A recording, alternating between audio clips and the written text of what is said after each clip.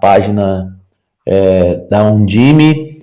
Hoje a gente tem um encontro aqui muito especial para falar de um tema super importante, que é a educação.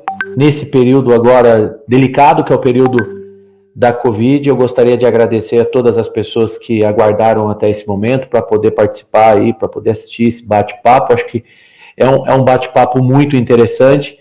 Eu fiz questão de tocar nesse assunto e nesse tema, tratar esse tema com a participação de uma pessoa que foi muito importante para nós aqui na cidade de Atibaia, enquanto secretária de Educação, à frente da Secretaria de Educação do município, nos 8 anos que eu tive a oportunidade de governar a cidade, nossa querida amiga Márcia Bernardes, hoje secretária de Educação na cidade de Mairiporã, fazendo um belíssimo trabalho na cidade de Mairiporã, assim como fez aqui na cidade de Atibaia, deixou aí um ótimo legado de trabalho, né, na cidade aqui na nossa cidade de Atibaia, e também tem aí uma posição extremamente importante como presidente da Undime, representando o nosso estado de São Paulo, todos os secretários de ensino, né, de educação, secretários de educação do estado de São Paulo, como presidente da Undime,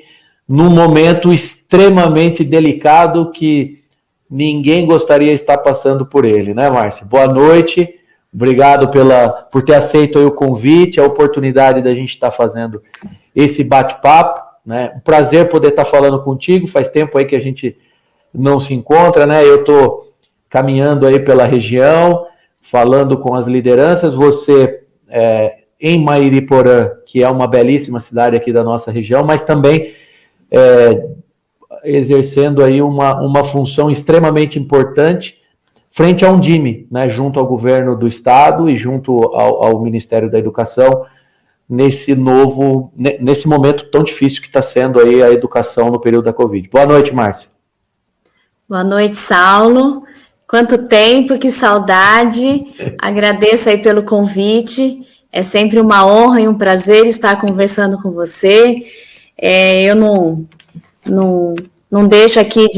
posso deixar de registrar a experiência que nós vivemos juntos, né? O tanto que nós aprendemos e o quanto que nós entramos jovens na política e também, né, na questão de administração, e o quão gigante você saiu, e eu acredito que eu saí um pouquinho melhor do que eu entrei, graças aí a toda a experiência que nós tivemos juntos. Realmente é um momento muito desafiador que nós estamos vivendo, são provações diárias, quando você pensa que você vai conseguir avançar, vem, né, algumas questões da pandemia que te faz recuar, e isso vem nos provando aí no dia a dia.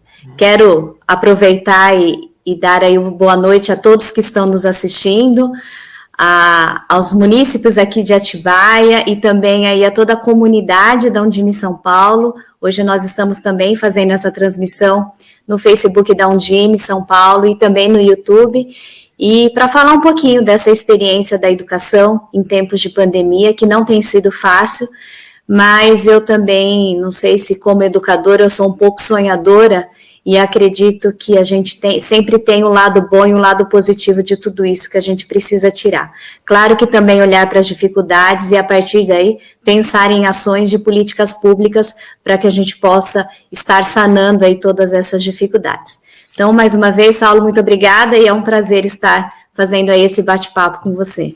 Márcia, todas as vezes que foi assim, né, no ano passado, quando a gente passou aqui em Atibaia, né, pelo último ano da nossa gestão, e o primeiro esse primeiro ano da Covid, né, o ano passado foi tudo, o tema que acho que envolveu toda a rotina de toda a sociedade foi Covid.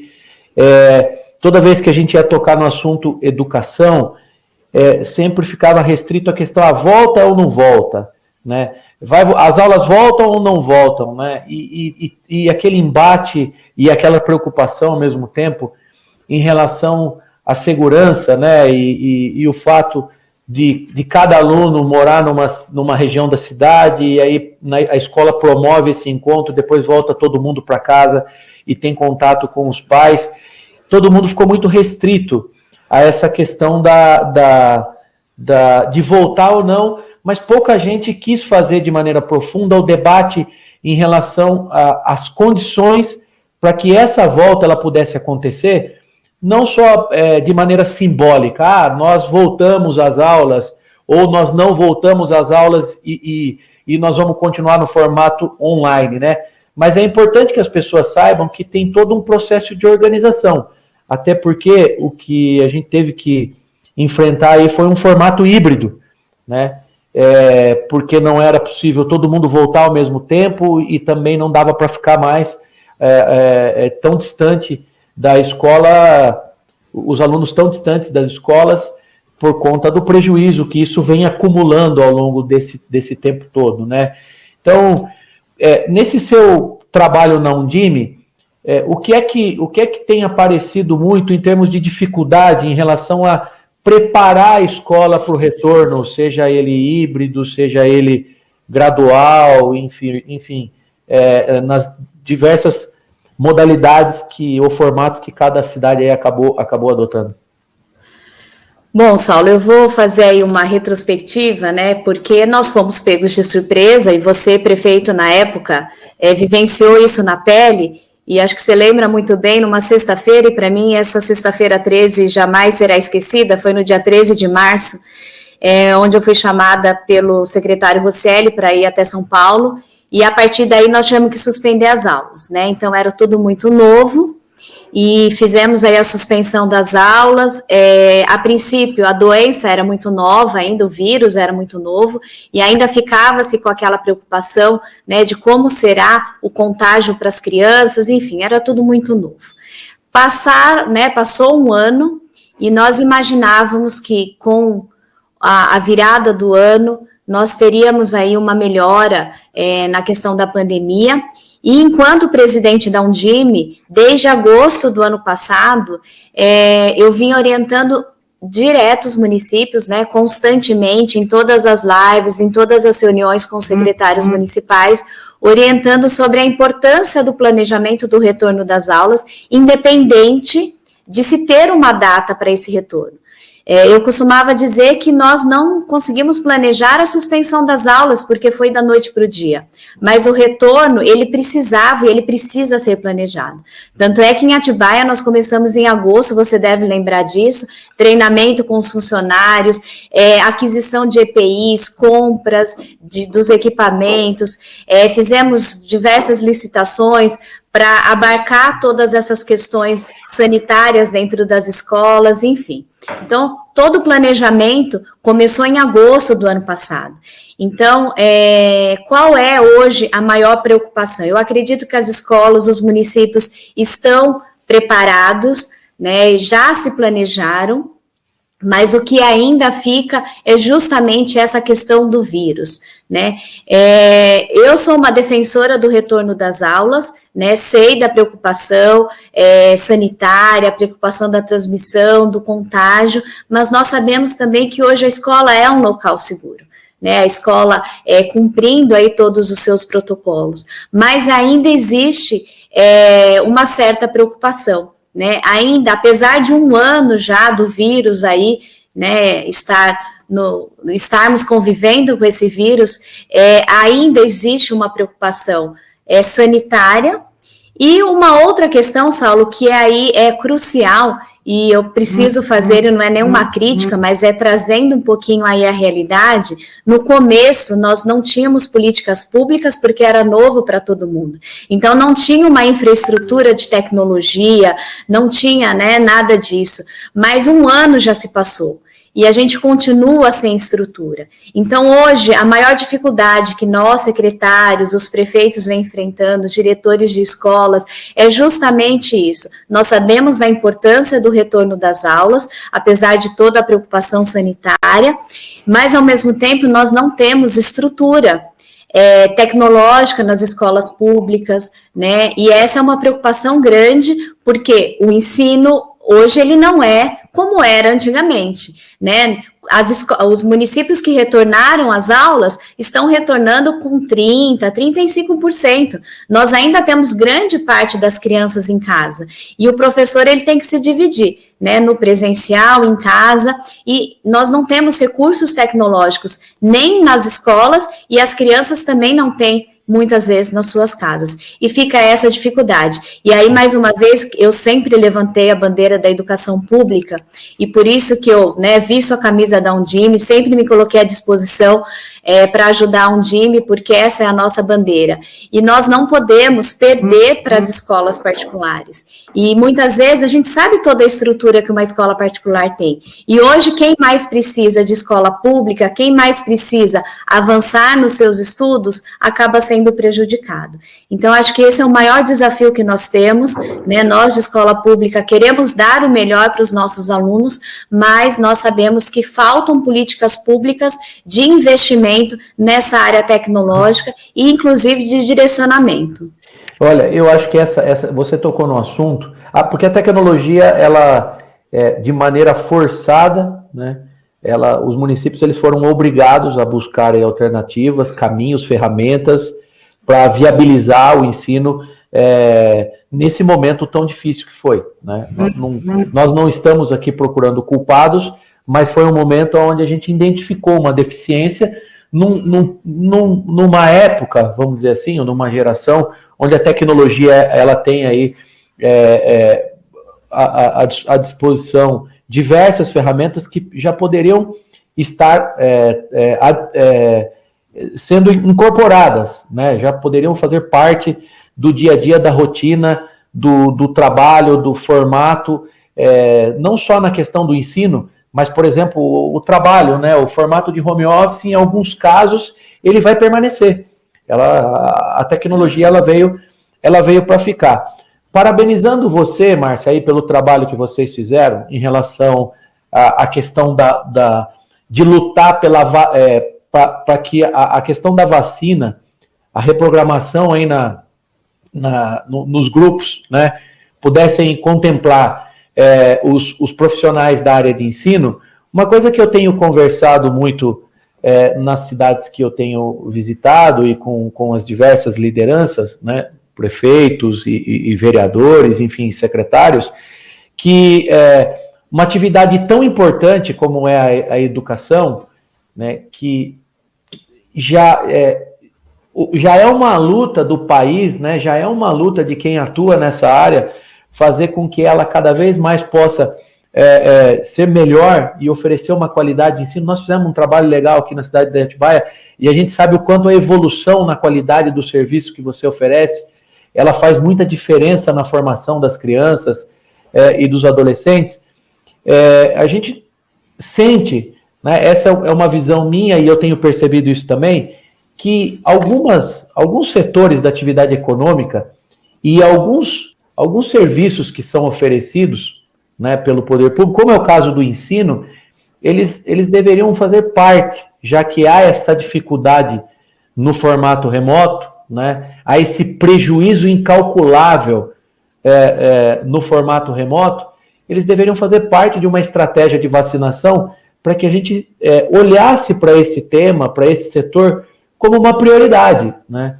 Como é que uma criança, numa fase tão importante como é, por exemplo, o fundamental, seja o primeiro, o 1 ou 2, né, o primeiro ou o segundo ciclo, como é que ele tem um prejuízo de 2 anos sem frequentar a escola, né? E não adianta sobrecarregar o professor também, porque na prática nós percebemos que o formato híbrido, ele foi um caminho que a gente encontrou para tentar atender todas as necessidades, mas é humanamente impossível você cobrar o mesmo nível de qualidade do que o formato convencional, né? Então, eu queria que você, primeiro, te parabenizar pelo trabalho no sentido de colocar um DIME para lutar pelos profissionais da área de ensino, para que eles pudessem estar à frente aí no plano de vacinação, né, logo no início, e de maneira mais tranquila, vamos dizer assim, né, entre aspas,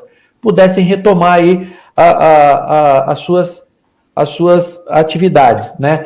Mas a questão é a seguinte: o governo, né, não o governo do estado, mas o governo federal que é o responsável por conduzir a nação no planejamento de enfrentamento dessa situação, né? Tem escutado as instituições que representam os profissionais, como é o caso da Undime, né? Existe aí um grupo de trabalho ou não, né? Aquele formato onde a gente está lutando aí a educação de maneira independente, os profissionais da área de segurança de maneira que estão na linha de frente e não conseguem deixar de trabalhar, né, de maneira independente, algumas atividades econômicas que são impossíveis de você você performar no formato remoto, né, e poderiam também estarem sendo contempladas nesse início do plano de vacinação, né? Enfim, como é que é esse trabalho institucional de relacionamento nesse momento onde o diálogo e o planejamento ele é fundamental para enfrentar essa questão do Covid? Bom, Saulo, realmente hoje a Undime ela tem um papel muito importante. Hoje a Undime São Paulo é a maior instituição de educação do país. Nós estamos com 531 municípios associados, de 645, nós batemos o recorde, e eu acredito que esse número, esse recorde, se dá justamente pela credibilidade aí da nossa instituição nessa luta, nessa batalha aí com relação à educação, principalmente quando se trata de questões a nível nacional. Né? Eu sou presidente da Undime seccional de São Paulo, mas nós temos Undime em todos os estados e nós temos a Undime nacional, que é quem dialoga com o governo federal. Nós temos um grupo de trabalho que dialoga com o governo federal, mas eu preciso confessar, e não é segredo para ninguém, e não é uma crítica, mas eu acredito que é importante saberem que há uma grande dificuldade de diálogo com o governo federal, né? Então, deixou-se assim uma certa autonomia para os municípios, talvez, eu não sei porquê, se não quiseram trazer a responsabilidade para si,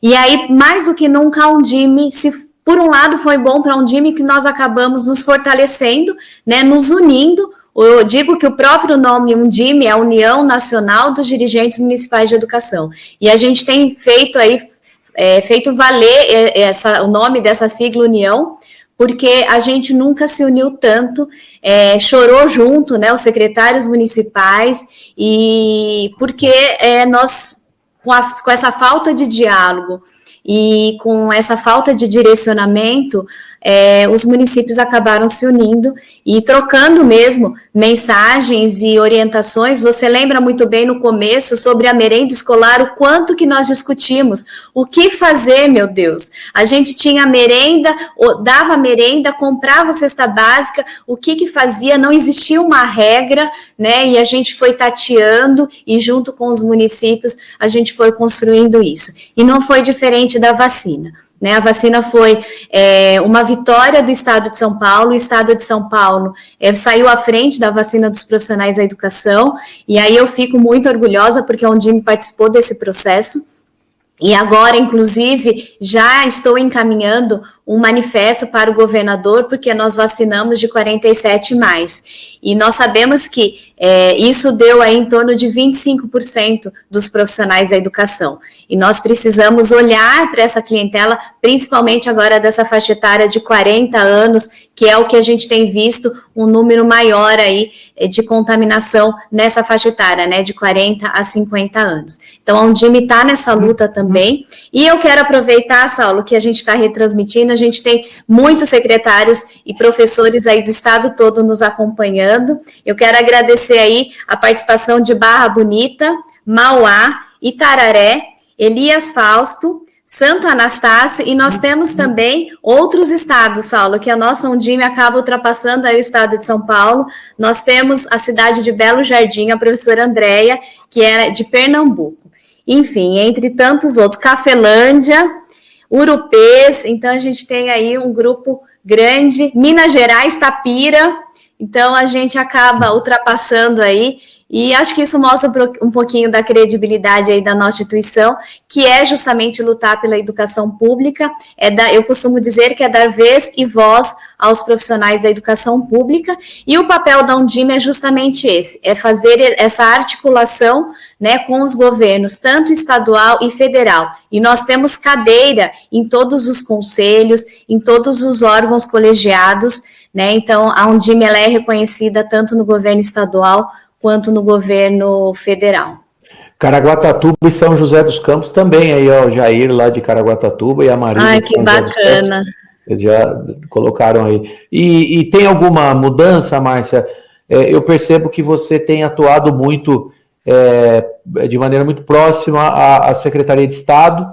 Aliás, é importante reconhecer essa sensibilidade da Secretaria de Estado da Educação, no sentido de dar voz, né? E eu vejo que a participação ela é uma participação efetiva, não é uma participação só de fotografia em eventos, não. Eu acompanho aí o teu trabalho, são diversas reuniões de trabalho. Eu lembro o ano passado, enquanto secretária ainda de Atibaia, né?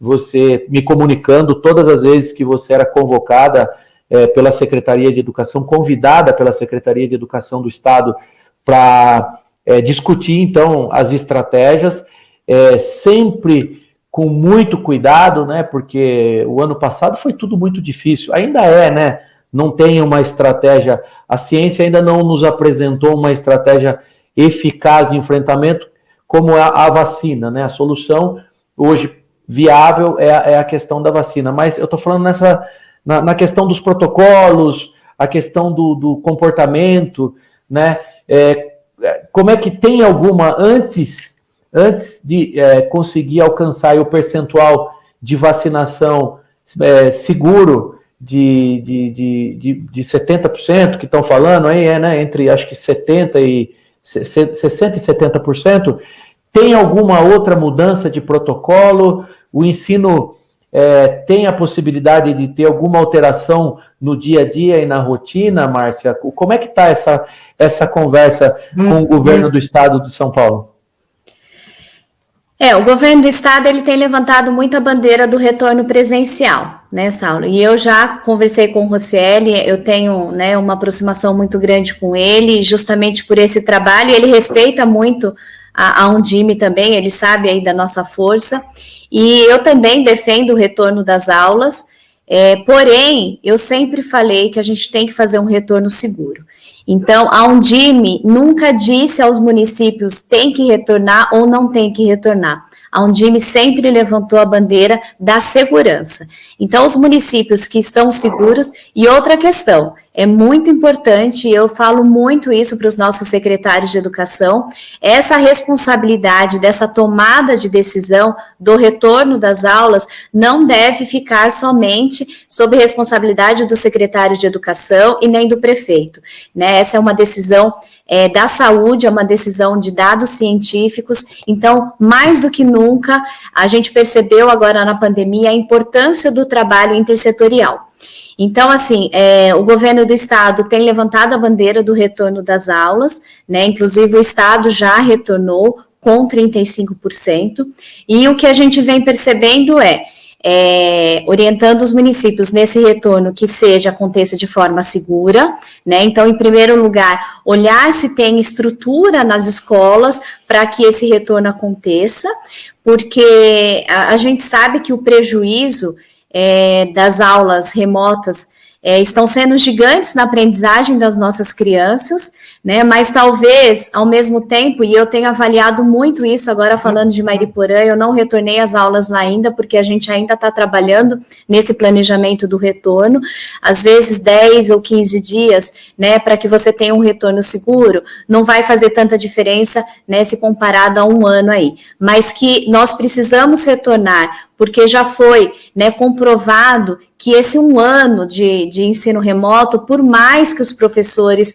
se debruçaram, e eu preciso aqui enaltecer muito o trabalho dos professores, Saulo, porque eu também sou professora à noite, e eu sei o quanto é desafiador você dar uma aula remota, né, você fazer aí esse ensino remoto, as famílias já estão cansadas, os alunos já estão cansados, então assim, você tem que tirar coelho da cartola quase que o tempo todo, para que tenha essa motivação das famílias, das crianças, enfim, então é desafiador. Mas, ao mesmo tempo, a gente sabe, né, que os prejuízos, nós tivemos prejuízos na aprendizagem, o ensino remoto não é a mesma coisa que o presencial, e aí nós temos que, mais uma vez, valorizar os nossos profissionais. Então, assim, Saulo, não tem muita novidade do que vem acontecendo, o que é importante, a gente pensar de agora em diante. Né, olhar, as redes municipais precisam olhar, fazer uma avaliação dos seus alunos, né, nesse retorno, mesmo que gradativo, fazer uma avaliação diagnóstica das crianças, porque a partir desses dados, as secretarias municipais, e aí eu digo as secretarias, porque é muita responsabilidade recair só sobre o professor, pensar em ações de políticas públicas para o resgate da aprendizagem dessas crianças. Nós estamos quase na metade do nosso tempo aqui, e eu acho que está na hora de entrar nesse assunto, que é um assunto que quem do ambiente público, político, né? Quem se preocupa com as pessoas, se preocupa com a qualidade do serviço que é oferecido, como é o nosso caso, Márcio, pela atuação que nós tivemos na cidade de Atibaia, pelo trabalho que você vem fazendo, eu acho que esse era um tema que eu queria falar um pouquinho com você. Eu me lembro muito bem que desde o início da nossa gestão aqui, você, inclusive, desenvolveu lá uma expressão, excelência com equidade, não era essa a sua expressão que você utilizava? Sim.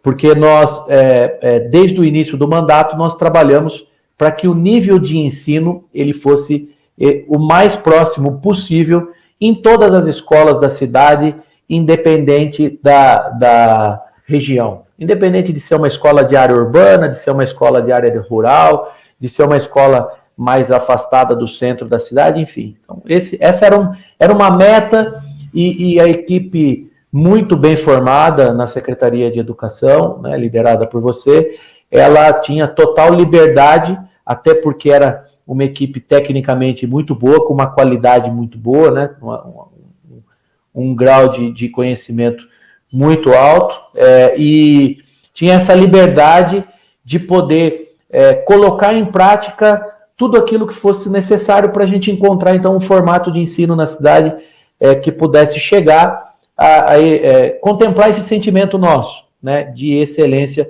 com equidade. Enfrentar aí a questão do Covid, né, até que todo mundo seja vacinado de maneira segura e as coisas voltem à normalidade. Eu acredito que é uma obrigação, um desafio de todos. Nós não conseguimos resolver tudo pelo município, nós dependemos de outras esferas de governo, seja na aquisição de vacina, ou seja na liberação de recursos, né, para que a gente vá, então, lidando com todas essas situações que nós citamos aqui, né, a implementação de tecnologia, uma estratégia de formato híbrido, enfim.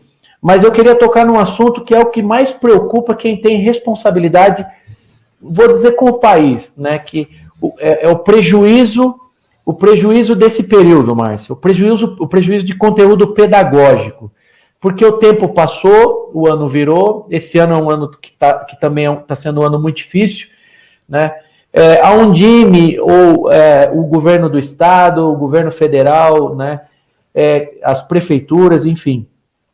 Como é que a gente consegue contribuir no sentido, nós aqui, você fez um trabalho muito bem feito, por exemplo, de implantar reforço, fazer a implantação do reforço na rede pública, né? Trouxe o inglês para a grade do 4º e do 5º ano, articulava e trabalhava muito bem uma grade de contraturno com projetos esportivos, culturais, tudo isso para complementar, né, o trabalho da Secretaria de Educação, essa missão de ensinar, né, de formar as crianças e os adolescentes. Como é que a gente vai continuar com essa questão de excelência, né, de conteúdo, de grade extracurricular e ainda ter que correr atrás do prejuízo? Tem um tempo estimado para isso?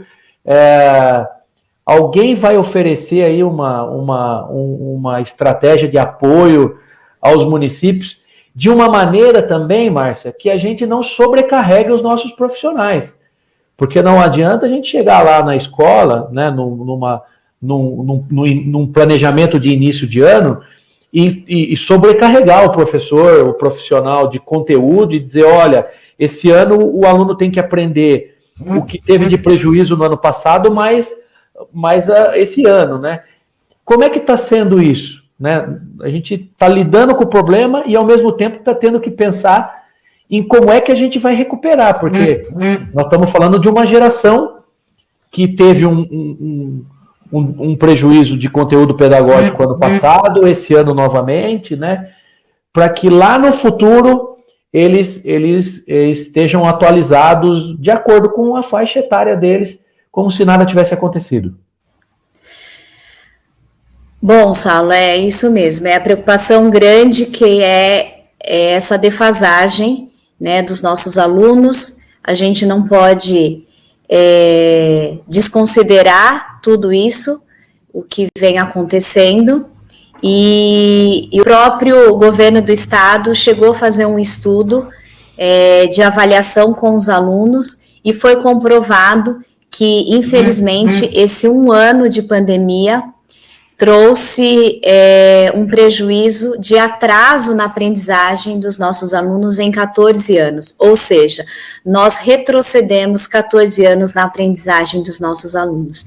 E a sua pergunta é muito importante, justamente porque não dá para sobrecarregar o professor e nem os alunos com o conteúdo, né? Imagina-se que não aprendeu o conteúdo que tinha que aprender em 1 ano, e aí no ano seguinte vai sobrecarregar, vai dar a matéria em dobro, enfim. Então, essa não é a orientação. Nós, inclusive, trabalhamos com mapas focais, essa é a orientação que a gente tem dado muito aos municípios, de priorizar as habilidades e as competências importantes nesse momento.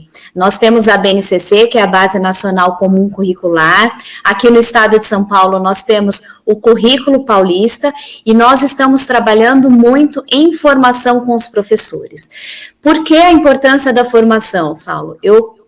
Hoje eu estava conversando com a minha equipe lá em Mariporã, minha equipe pedagógica, e a gente estudando sobre o ensino híbrido, nós chegamos à conclusão que nós não sabíamos o que era de fato o ensino híbrido, né? Então, o ensino híbrido é um ensino que chegou agora e que a gente vem ouvindo falar, uma palavra nova, diferente, mas de fato que vem a ser o ensino híbrido.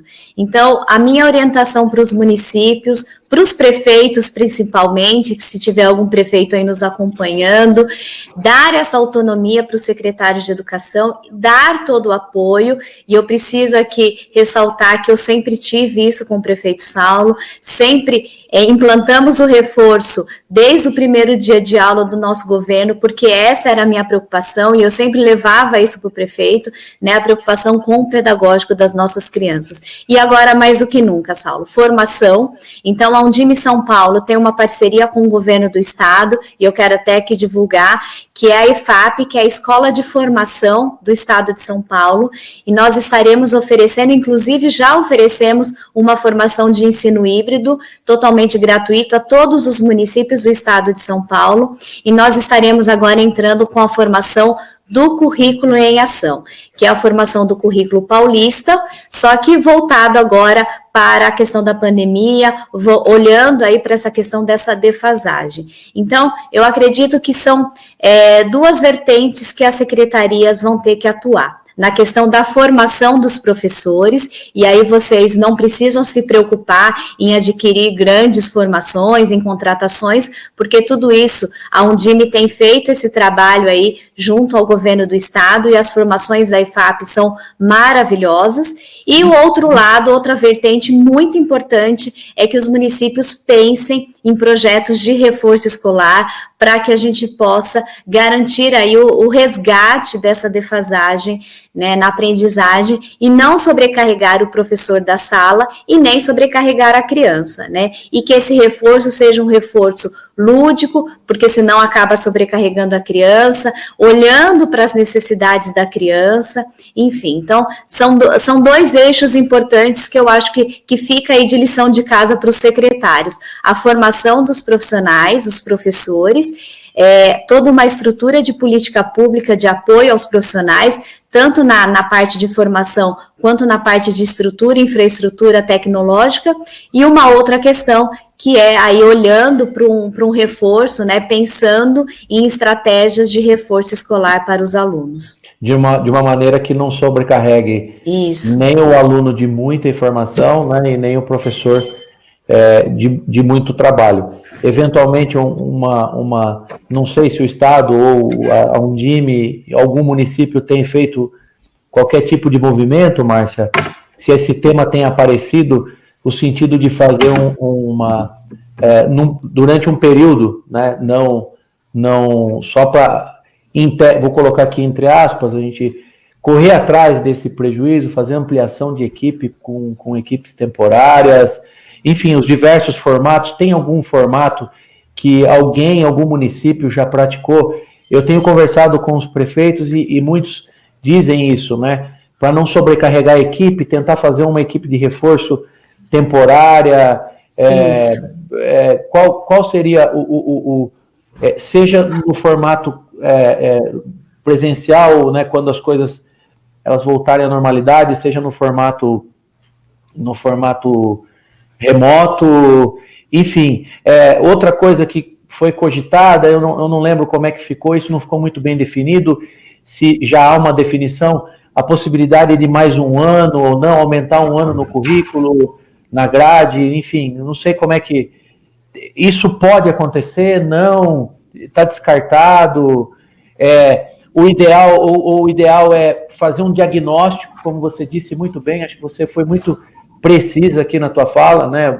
Você acabou citando, para que a gente tenha clareza de qual é o prejuízo, o tamanho desse prejuízo, né? Acho que esse é o caminho, promover um diagnóstico na rede, nos alunos, né? E identificar eventualmente os que tiveram dificuldade, ou tanto na questão do acesso, quanto na questão do aprendizado. Eu queria ressaltar uma coisa aqui, Márcia, que eu assim, foi muito... chamou a atenção o esforço dos pais, né? A participação dos pais no sentido de contribuir, né, nesse apoio aos alunos no formato remoto, né? Muitos tendo que trabalhar, cuidar da casa, das contas, muitos não conseguem nem passar boa parte do seu dia com os filhos ficam com os avós, enfim, toda essa dificuldade, né? Então, talvez o ponto de partida seria isso, um diagnóstico para identificar a necessidade e, a partir daí, com apoio de equipe ou com tecnologia, investir em reforço. Acho que esse é o caminho, né? Isso, Saulo, esse é o caminho. Você fez aí um apontamento interessante sobre a questão de aumentar mais um ano. O ano passado, aqui no estado de São Paulo, o Rocieli deu essa oportunidade, né? O aluno, ele optava se ele queria fazer mais um ano do ensino médio, porque a preocupação eram os alunos que estavam saindo do ensino médio, que não teriam a oportunidade de ter esse resgate da aprendizagem. Então, hoje a nossa preocupação é muito grande. Nós temos duas preocupações, Alan, com o processo de alfabetização. E você sabe que você tem 2 filhas, você já passou por um processo de alfabetização aí na sua casa, e você sabe que é um momento muito delicado e que a criança ela precisa da intervenção do adulto e de preferência do professor. Porque muitas vezes a mãe vai ensinar e a criança fala, não, você não sabe, é a minha professora que sabe, né? É. Então, assim, nós tivemos um prejuízo muito grande nesse processo de alfabetização, tanto é que a gente tem orientado muitos municípios que estão retornando priorizar a alfabetização, não que as outras etapas não sejam importantes, mas é que essa etapa da alfabetização precisa muito da intervenção de um adulto. E as etapas finais, que são os últimos anos do ensino fundamental e do ensino médio, porque a criança ela não vai ter tempo, ou o jovem, de recuperar, né? O jovem não terá aí os anos seguintes para ter essa recuperação, né? Mas ainda, essa questão de ter mais um ano no currículo é uma questão que são políticas públicas nacionais. Então, ainda não se discutiu. O ano passado, o governo do estado deu essa opção para os jovens que estavam terminando o ensino médio, até porque a gente imaginava que tudo isso ia ser resolvido logo, que as aulas voltariam, né? Então, assim, a gente ainda não tem uma resposta para isso, mas é isso que você falou. Nesse primeiro momento, as redes precisam olhar para os seus alunos, diagnosticar as suas dificuldades e trabalhar com as habilidades e as competências essenciais para esse momento. E o reforço, você falou qual seria o formato, né? Nós tivemos o formato em Atibaia de um reforço terceirizado, que deu muito certo. Eu acho que é uma estratégia muito bacana, né? E a gente teve uma experiência muito importante. E também, por outro lado, a gente pode também trabalhar com professores temporários. Eu vou estar adotando esse modelo em Mariporã, porque a gente não tem o reforço terceirizado, mas sabendo da importância do reforço, e lá existe um processo seletivo de contrato temporário, então é possível fazer aí essa contratação específica para as turmas de reforço, e aí você garante um profissional específico para trabalhar essas defasagens. E acaba também nessa situação, né, acaba gerando emprego, né, gerando renda, trazendo para o mercado de trabalho aí, que acredito que aí um outro tema que preocupa muito, né, a retomada da atividade econômica. Como é que a gente vai fazer com que as pessoas que perderam empregos, negócios, que tiveram dificuldades nesse período todo, acho que são as 3 principais preocupações, né? Eu vejo dessa maneira. O Covid, ele causou isso. A questão da saúde deixou aí muita coisa evidente para toda a população e para a administração pública, as nossas dificuldades em termos de preparo, as nossas dificuldades em termos de estrutura, de equipamentos, a falta de liderança. Eu acho que ficou muito evidente isso, o prejuízo na área do ensino, né, porque isso tem um reflexo significativo no nosso futuro, no futuro dessa geração que nesse momento frequenta a escola, né? E a questão da retomada da atividade econômica, que é uma outra preocupação, né? Emprego, e aí vem a pauta também da formação e da qualificação, né? Que ela é fundamental nesse processo, né? Seja na busca de um emprego, ou no caso de um empreendedor que quer abrir, inovar, fazer um novo negócio.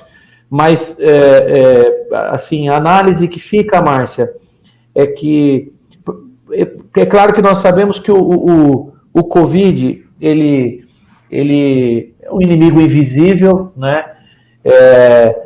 A segunda onda, ela nos apresentou coisas que a primeira não apresentou, então pegou muita gente de surpresa. Não é fácil lidar e enfrentar uma situação como essa, ainda mais num país tão plural, tão diverso, e tão continental, um país continental como é o nosso, né, grande,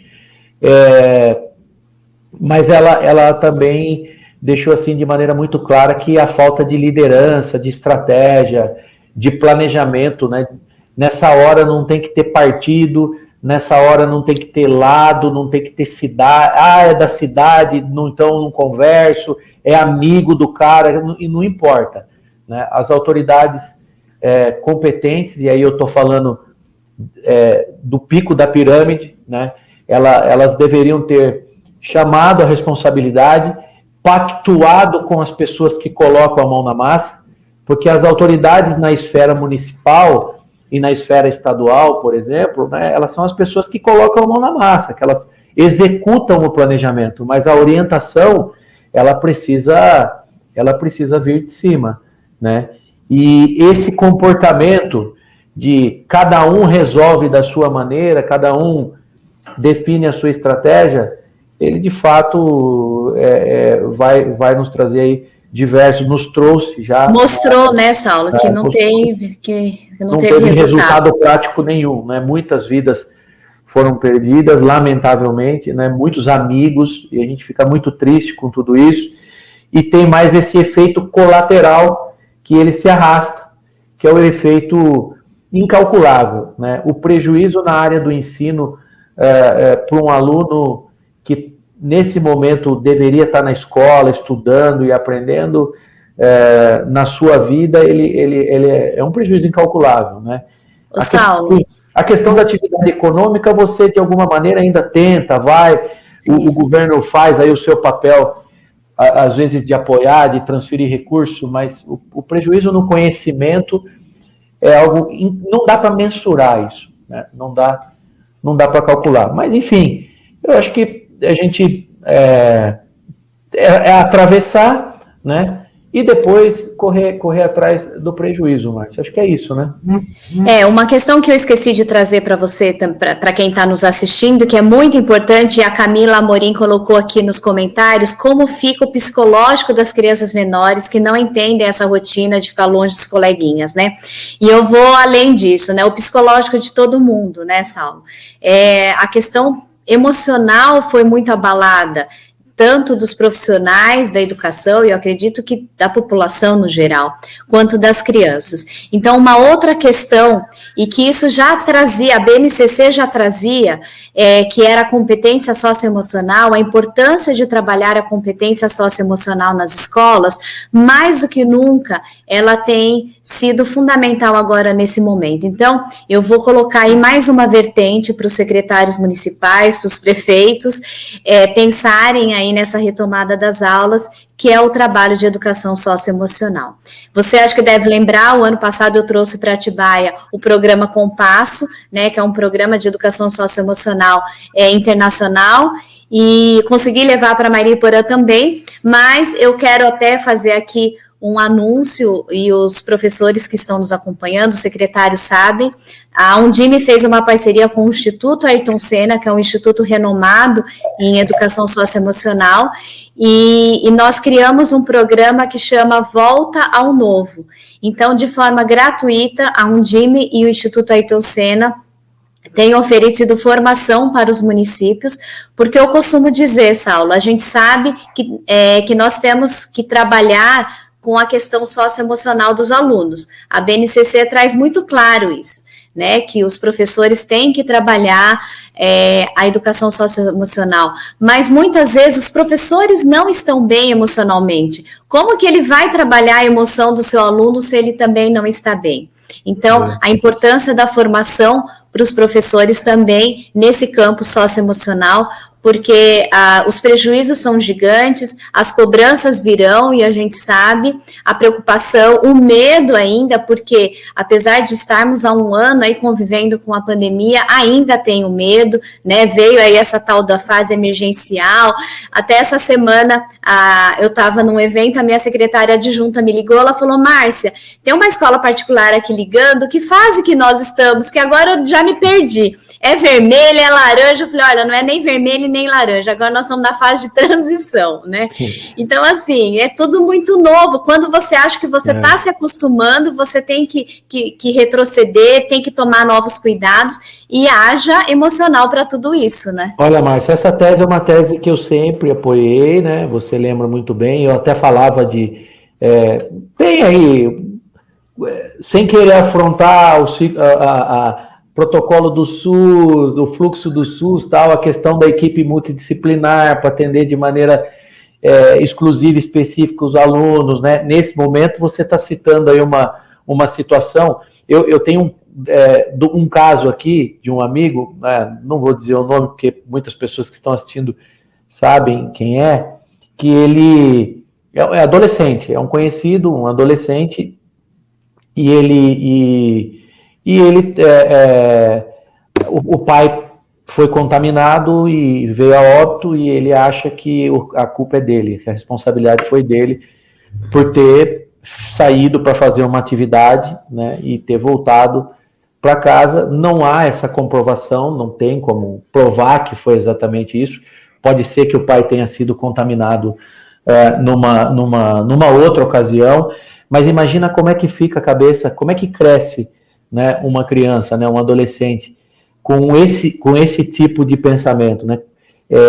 Esse acompanhamento, ele é fundamental, né? Eu defendo tese de que esse é um trabalho que tem que ser constante, tem que fazer parte da rotina, né? Tem que estar à disposição, não só a questão do acompanhamento,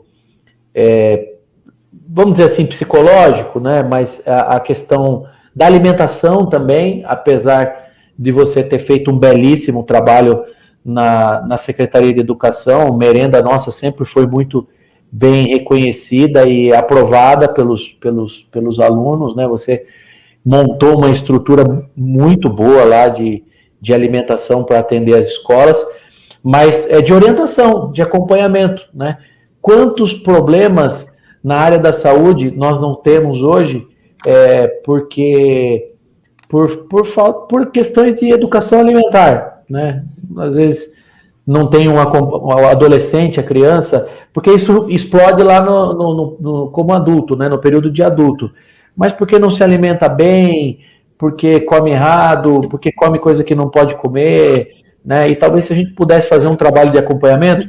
Por que eu defendo na escola, né, Márcia? Porque a escola já está todo mundo ali, você está com o futuro da sociedade, está ali dentro do ambiente escolar. Mas, enfim, eu acho que isso são coisas que eu acredito que a evolução da humanidade aí, das demandas, as novas demandas que vão aparecendo, elas vão forçando e nos obrigando a pensar em algo que às vezes hoje fala, mas a regra da lei, do SUS, da escola, uma coisa não tem nada a ver com a outra, mas, enfim, talvez a gente pode, às vezes, inovar, né, e construir uma política pública, um formato, um procedimento, um protocolo que vai dar resultado, né?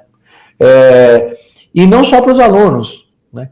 Com toda a experiência, tanto eu quanto você, a gente sabe, o ambiente na educação, o ambiente na sala de aula, por mais que você esteja ali, o professor, entre crianças, entre adolescentes, ele é um ambiente é um trabalho cansativo, ele é um trabalho pesado, né? Mexe muito com essa questão emocional, como por exemplo, trabalhar na área da segurança pública. Imagina um agente de segurança pública, ele sai todo dia de casa para trabalhar, ele não sabe se volta, ele não sabe o que é que ele vai encontrar, né? E como aconteceu também na área da saúde, eu acho que essas 3 áreas do serviço público são áreas onde o nível de estresse e de tensão, eles são muito altos, né? E esse apoio, ele seria fundamental, não só para as pessoas que utilizam o serviço, né, mas de maneira muito especial as pessoas que atuam nessa área. Mas, enfim, show de bola o bate-papo, hein, Márcia? A gente está quase, né, chegando aí a 1 hora de bate-papo. Agradecer as pessoas que participaram, que nos assistiram, as pessoas que comentaram, as pessoas que nos encaminharam aqui diversas demandas e propostas e projetos. Te parabenizar, Márcia, pela belíssima carreira que você vem construindo de dedicação à educação pública. Eu sei, e quem te conhece sabe o quanto você defende, luta e trabalha para que a educação pública ela seja cada vez melhor. Aliás, o legado de trabalho que ficou aqui na cidade quando nós entregamos o governo no dia 31 de dezembro, não deixa nada a desejar a nenhuma instituição privada, particular, né? Inclusive a busca, a procura para que os alunos, para que as crianças elas pudessem ter vagas nas nossas escolas, elas sempre foram muito concorridas, né? Você lembra muito bem disso. Saulo, saiu uma pesquisa, e eu acho que até aproveitar que nós dois estamos juntos, Atibaia ficou em primeiro lugar de matrículas de crianças na educação infantil, e essa pesquisa foi feita o ano passado, né? Então ainda é reflexo aí da nossa gestão, e eu fiquei muito feliz, e é o seu trabalho, né? Acho que o prefeito que mais construiu creche e educação infantil foi você, e esse legado, com certeza, quem construiu me deixava louca, né? Porque né, trazia aí uns projetos, se vira, né? Mas hoje o município vem colhendo, né? E eu sempre falei que a educação ela é a médio e longo prazo, né? Então hoje esse ano saiu um resultado daquilo que nós começamos a plantar em 2013, né? De todos os projetos, todas as construções. E se hoje Atibaia está no ranking em primeiro lugar no país de matrículas em educação infantil, é porque você fez aí todo um planejamento desde 2013, né? Então, é uma alegria quando a gente abre o jornal, vê aí a notícia nas redes sociais e saber o quanto todo o investimento valeu a pena, né? A equipe era muito, muito boa. Aliás, a Secretaria de Educação de Atibaia, ela é formada por excelentes profissionais, né? Profissionais que atuaram na Secretaria de Educação, seja no pedagógico, no administrativo, na organização, na logística, quanto os profissionais que atuaram nas escolas, lá nas salas de aula, né? Enfim, garantindo estrutura, garantindo merenda, garantindo uma escola de qualidade. Eu acho que o transporte, lembra do desafio do transporte?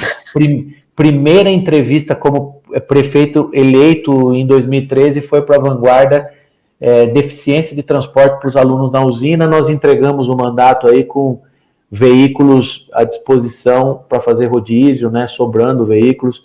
Eu acho que é isso. É importante o gestor que investe, que prioriza investimento, mas é fundamental uma equipe competente, técnica, que entenda do pedagógico, né, e que seja, assim como você e todo o seu time apaixonado pelo ensino público, né? Essa é a nossa missão. Eu, assim, tenho visitado muitas cidades, Márcia, e o trabalho ele é reconhecido, né? Tenho convidado hoje mesmo estive numa cidade aqui da região, e depois vou te passar aí por WhatsApp. Convidei os profissionais para que eles pudessem promover uma reunião da educação lá com você, para que você pudesse falar um pouco da Undime, para que você pudesse integrar um pouco mais essa cidade dentro da região, sem a participação de prefeito, de político, de candidato, nada, né? Você, a Undime, representando a Undime e a equipe técnica dessa cidade. Acho que nós temos responsabilidade com as pessoas, e é importante que o bom trabalho ele tenha repercussão, né? No mais, o que eu tenho feito, Márcia, assim, me colocado à disposição de poder construir algo sólido, consistente. Essa bandeira é uma bandeira que me anima muito defender, porque a transformação que o nosso mundo precisa, que a sociedade precisa para melhor em diversas áreas, para que índices negativos na área da segurança, por exemplo, diminuam, índices negativos na área da saúde diminuam, índices positivos na área de desenvolvimento social, econômico e humano positivos cresçam.